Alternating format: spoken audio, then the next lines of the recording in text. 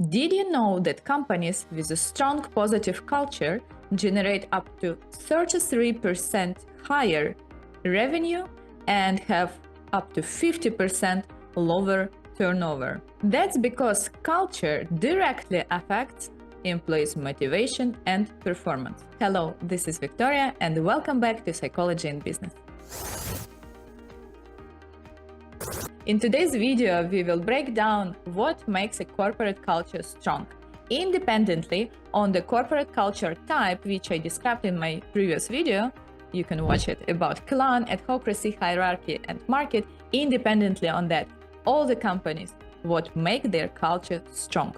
How to intentionally design the elements which make any corporate culture successful, the leadership style which we have to have, and practical steps for creating and thriving the successful corporate environment. If you are a leader or a business owner, this video is for you.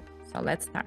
Working in IT industry for more than 10 years and having managerial experience in both service and product companies in different industries, different domains of IT, banking, gaming, automotive, including well-known BMW, and also having my psychological background, I observed that independently on the size of the project and focus of the department, there is something in common between all successful teams. Let's discuss these key elements of successful corporate culture one by one. The first and the most important is trust. It is impossible to build any type of relationships without trust. Business or romantic relationships with your colleagues, children, friends, group mates, any.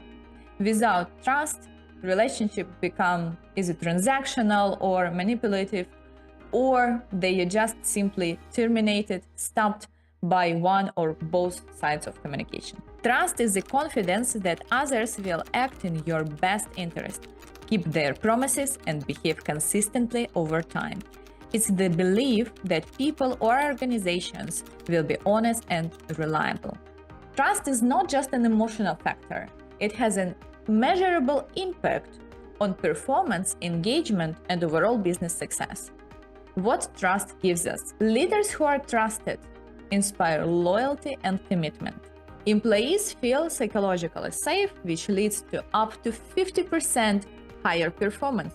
Trust reduces stress and workplace conflicts, encourages people to share ideas and take calculated risks, which potentially leads to innovations. High trust teams are 6 times more likely to be engaged compared to low trust teams. What kills trust?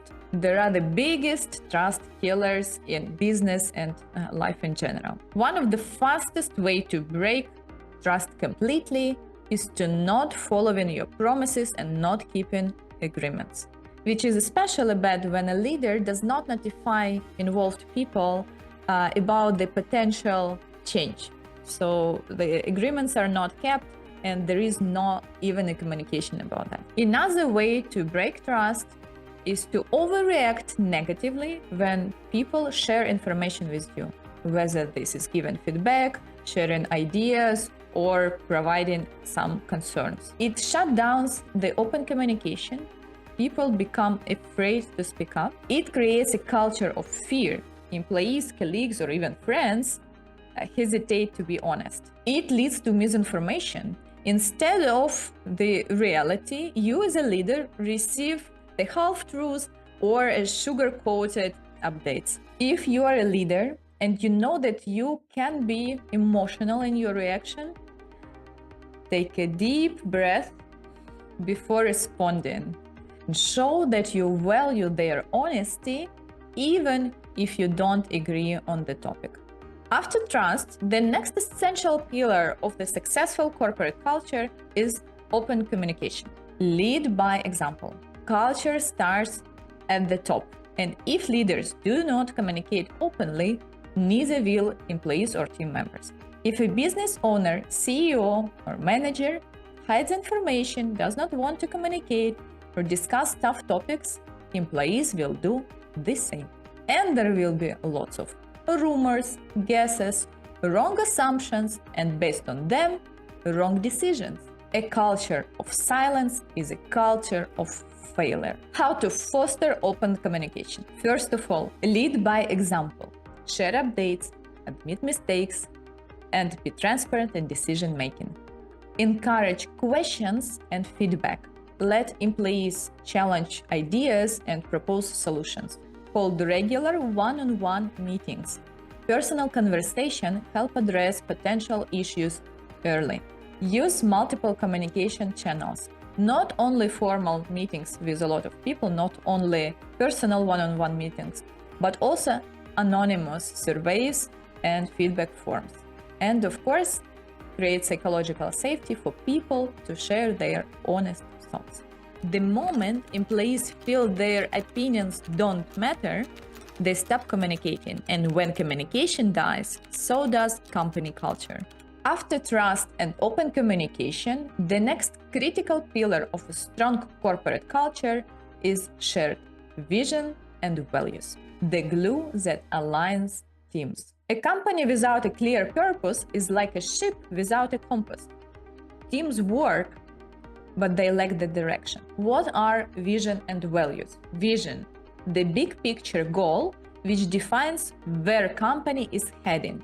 Values, core principles that guide decision-making, behavior, and corporate culture. Your vision should be inspiring, specific, and future-focused, not just we want to be number one.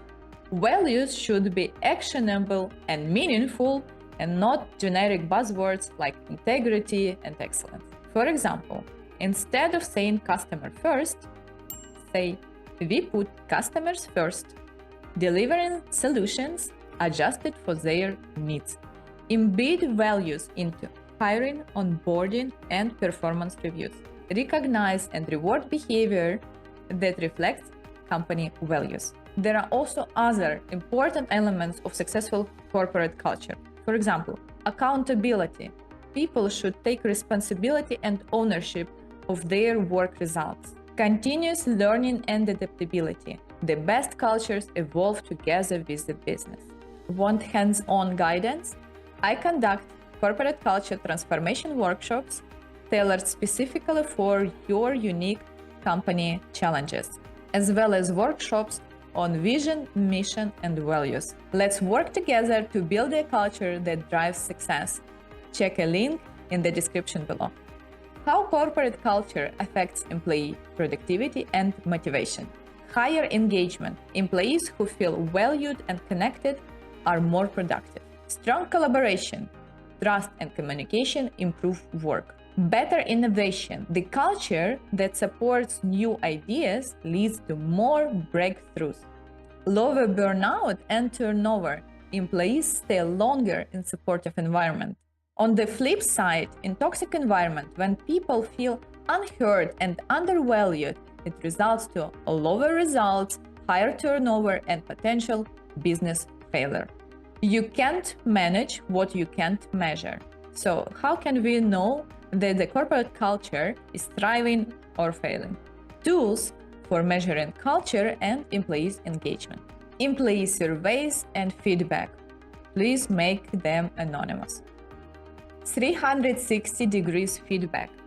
Gather insights from employees on all levels. Turnover and retention metrics. High turnover is a red flag for culture issues. Town halls and other meetings to ensure alignment and transparency. Net Promoter Score for employees. Would you recommend this company as a good workplace? Corporate culture is not nice to have, it's a business necessity. If you want to build high-performance, engaged workplace, start with the culture. If you enjoyed this video, don't forget to like, subscribe, and hit the notification bell for more insights on business psychology, leadership, and team performance.